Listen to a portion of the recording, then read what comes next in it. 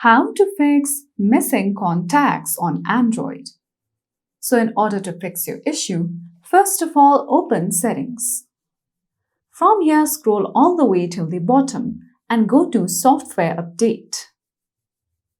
Now go ahead and tap on Check for Updates. Now from here, if you see any pending updates, you can update your phone's software from here and then you can check whether the missing contacts are back on your device or not. If this is not working, simply go to the phone app on your Android device. From here, go to Contacts category. Then tap on the three dots icon. From here, tap on View by Storage Location.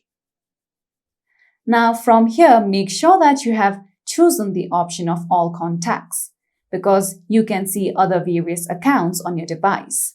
So in my Samsung account, you can see 0 contacts, but in my Google account, 65 contacts are saved. So make sure that you choose All Contacts so that each and every contact on your account is displayed. Then again, tap on the three dots icon. Then go to Contact Settings. Now from here, scroll down below and then go to Sync Contact Accounts. From here, you can see various accounts you wish to sync your contacts to. You can simply turn on the toggle in order to sync your contacts to that specific account. Now after that, go ahead and tap on the option of Sync. Now after this, just go back again. Now under Contact Settings, scroll up, then go to Default Storage Location. Now in my case, the phone option has been selected.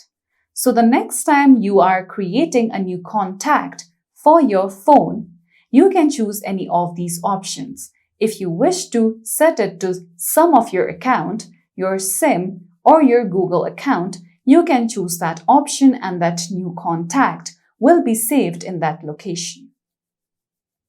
So follow these easy steps in order to fix missing contacts on Android. And that's it for today's video. At last, don't forget to subscribe to our YouTube channel.